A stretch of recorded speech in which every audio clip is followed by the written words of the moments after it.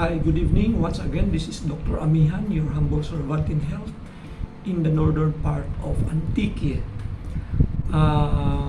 We will be discussing now about a very important topic, but before that, I have to ask some of you, and you have to decide on this, which is far more better that will produce good and quality antibodies. Was it natural infection from SARS-CoV-2 will produce good antibodies and enormous antibodies, or antibodies that can be produced by vaccines, the first and the second shots, or based from the first dose of the vaccine can produce good or quality antibodies, which is far more better with regards to protections of reinfections from SARS-CoV-2 virus. So it's up to you to answer that. It's your call. But before that, I have to present to you several papers with regards to the good effect of natural immunity, meaning immunity that is gained after you have been infected by SARS-CoV-2 or after you survive COVID disease.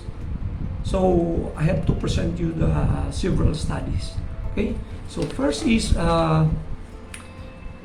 the National Institute of Health in the US presented a study funded by the National Institute of Allergy and Infectious Disease and National Cancer Institute entitled Lasting Immunity Found After Recovery from COVID-19. So this was published last January 26, 2021 with the reference resource material coming from immunological memory to SARS-CoV-2 assessed for up to 8 months after infections. So they found out that based from this study from the National Institute of Health, that 92% of the subjects or individuals develop CD4 T cells after the infections of SARS-CoV-2, and it persists up to 8 months. So these CD4 T cells, these are the cells that recognize viral the virus in the body, or viral elements in the body, especially SARS-CoV-2. Likewise, there is also the development of enormous development of CD8 plus T cells. These cells is responsible for killing body cells infected by the virus. So this study alone provides good insights to us that natural immunity gained from the infection of SARS-CoV-2, or persons who survived SARS-CoV-2 infections really had a good development, or had a good developing immunity and production of antibodies up to 8 months to 1 year. So this is coming from the National Institute of Health studies. Then second, the Washington University School of Medicine also had their own studies authored by Jackson et al. Entitled SARS-CoV-2 infections induces long-lived bone marrow plasma cells in humans. So there is also some form of good productions of immune cells against SARS-CoV-2 COVID-2 in persons who survive who survived the novel disease, and there is a good development of immune cells in their bone marrow. So another paper coming from Immunity journal, published last August 10, 2021. There is also the result suggests good antibody productions even up to 8 months to 1 year. And there was also a paper published in Nature last June 14, 2021, entitled Naturally Enhanced Neutralizing Breathe Against SARS-CoV 1 year after infection by Wang et al. So these four journals and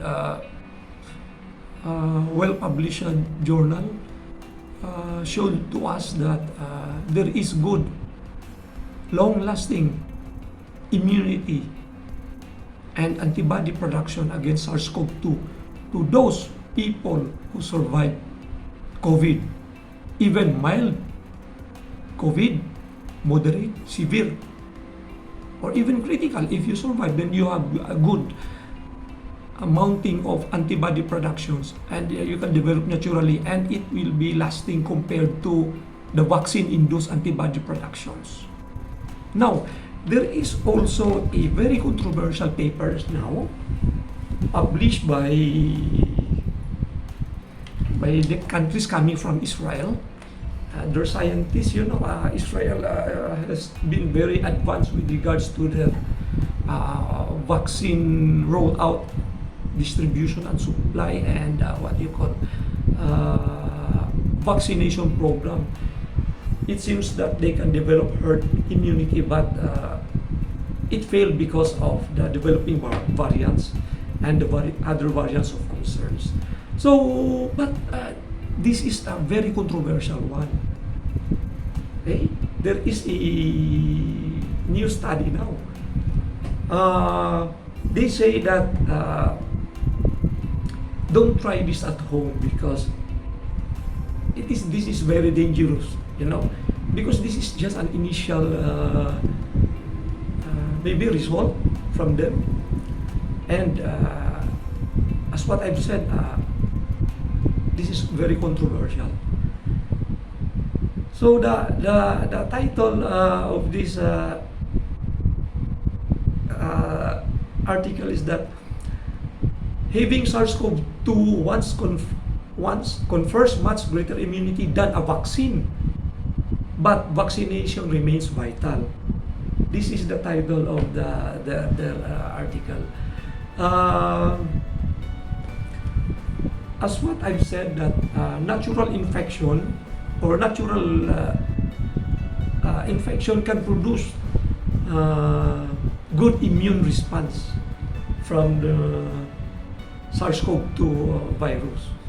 So good immunity and long-lasting sustainable immunity can be developed based from that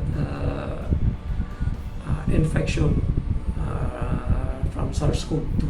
And to tell you, based from these papers,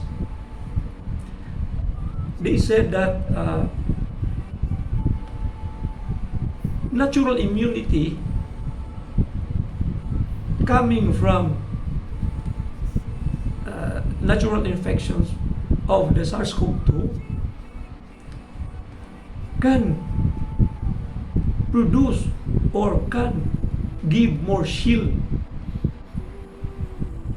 compared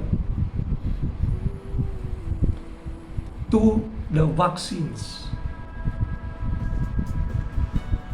It can have a good protective effect and shield versus Pfizer vaccines, 2 doses of Pfizer vaccines. Imagine that. Imagine that. This is very controversial. Okay? It was found out based from the database coming from Israel, that unvaccinated persons, but they survive COVID, they develop good immunity against SARS-CoV-2 versus persons who receive 2 doses of the Pfizer vaccines. Okay, it involves several millions of participants in their studies. Imagine that. Okay? Imagine that. I think it involves 2.5 million Israelis. Okay? They found out that those unvaccinated Israelis, okay, but they survived COVID and developed natural immunity against the SARS-CoV-2. Okay? Had a good protection against the Delta variant.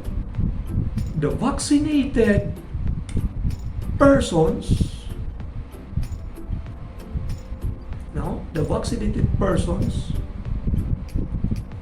even develop susceptibility from the Delta variants. They received 2 doses of the Pfizer vaccines. Imagine that.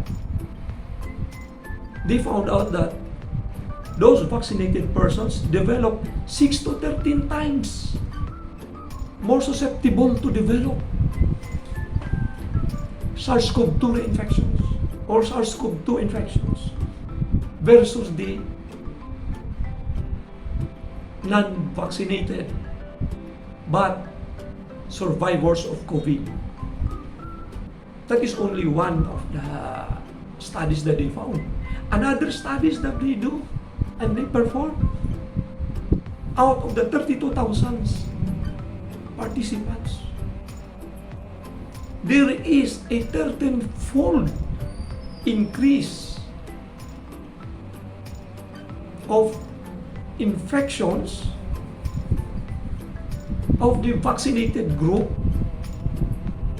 versus the non-vaccinated group but who survived COVID. So this is very, very controversial. But as what I've said, these studies coming from Israel is very recent. 1 week ago, less than a week ago, this study should be replicated and maybe refuted in the later days to come in the future by some or few good peer-reviewed studies. Imagine, vaccinated group who received 2 doses of the Pfizer vaccines. Imagine that. Versus the non-vaccinated group but who survived COVID disease few months before or maybe last year and up to now had a good antibody production is very sustainable in good quality because it fights out the Delta variant. Because this study was conducted during the time where the Delta variant is very, very rampant and very high case rates in Israel. But as what I've said, don't rely too much on these studies because this needs to be refuted, replicated by some good peer-reviewed studies. Okay, so it's still your call It's up to you. If you want to have a booster against the Delta variant and some other variants of concerns, or you will rely on these studies with good results. It's up to you. So, once again, this is Dr. Amihan saying good night. May you have the best of everything. God bless and thank you for watching. Bye.